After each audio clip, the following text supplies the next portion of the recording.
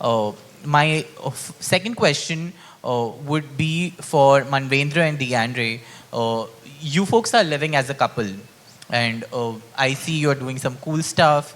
And how can the legalization, if at all, marriage equality gets legalized in India, how will it hamper the financial as well as the economic growth of our country? Yeah, see, as DeAndre mentioned in the first opening remarks itself, that him being married from America into a royal establishment, he has a lot of responsibilities. But because there is no law in India which allows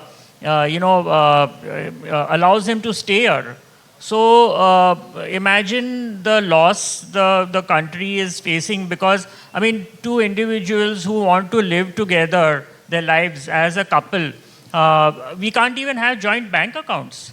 I mean, just imagine, I mean, if the legalization happens, then how much of funding it would get to the country, in terms of even foreign funding, I mean, or even within the country also, there are so many couples who are working. I mean, compared to the heterosexual couples, there are more same-sex couples you will find where both partners are working.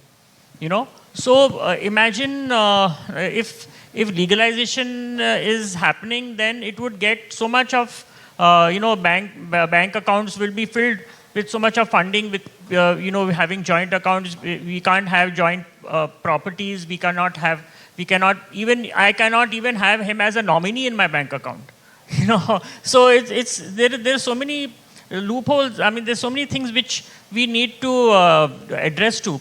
So I believe that it's from the economic point of view. I remember I was speaking in Vegas a couple of years back on a forum, and I quote World Bank. World Bank had done a study, and the study was particularly with relation to India, and it said that the economic development of countries like India and others will depend on how much the country is able to recognize the human rights of its citizens. And we just saw our constitution. Our constitution is guaranteeing that.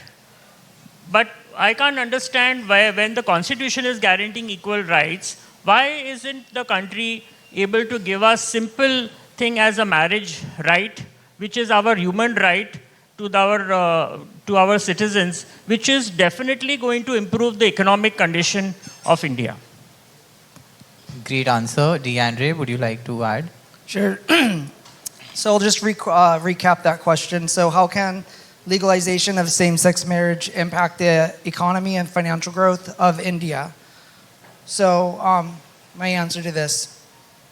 From an economic perspective, the legalization of same-sex marriage would likely increase consumer spending in weddings, in destination tourism and travel. Also, it would foster a more inclusive workplace environment by signaling that the country is now aligning to its constitutional morals of equality for all citizens. Another move would be sending a global signal that India is ready to play at the global level of industries, signaling investment opportunities. As I sit on many boards, because I own stock, right, and I own 3 companies. Every week, equity, inclusion, opportunities, investments, which countries are we going to move our factories to? I would love to be able to greenlight factory developments for India. One of the things I always look at is, I look at life in 10-year spans from a business perspective.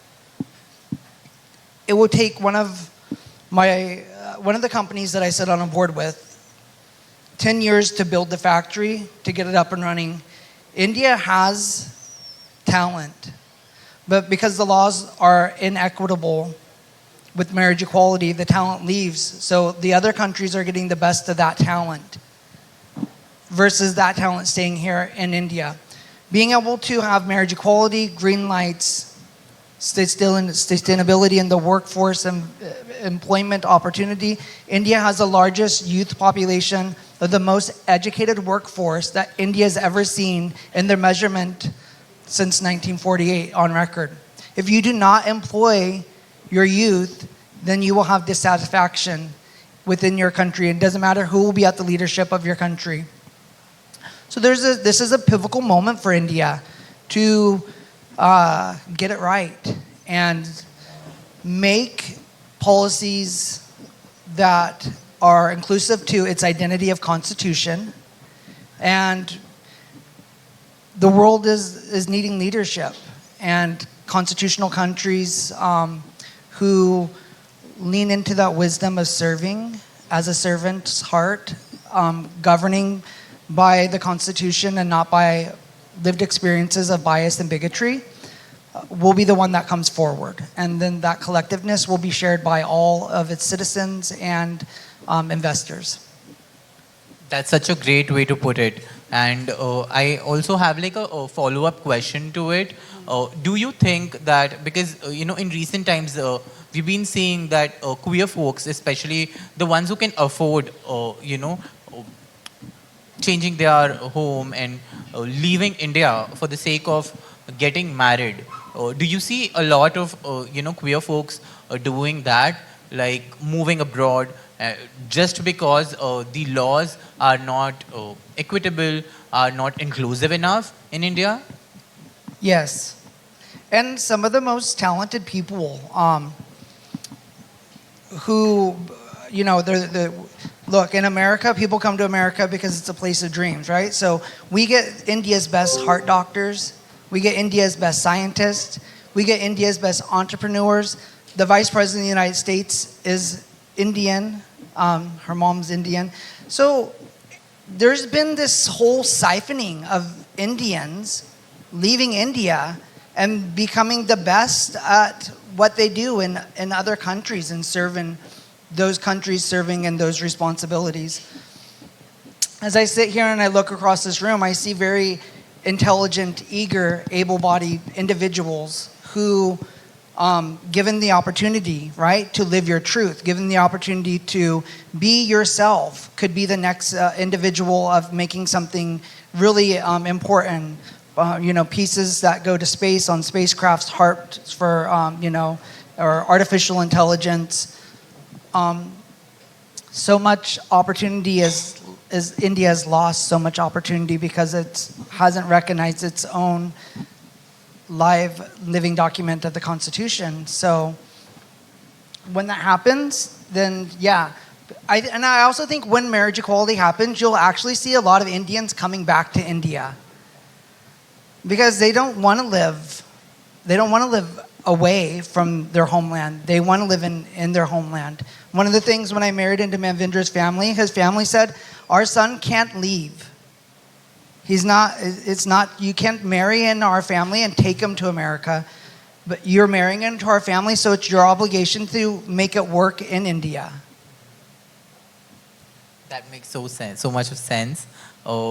Now that we know that it not only impacts the economy, but there's such a huge loss on business, such a huge loss on talent, and definitely when there's a loss in business, there's a loss financially as well, and ultimately economically we are facing losses. My next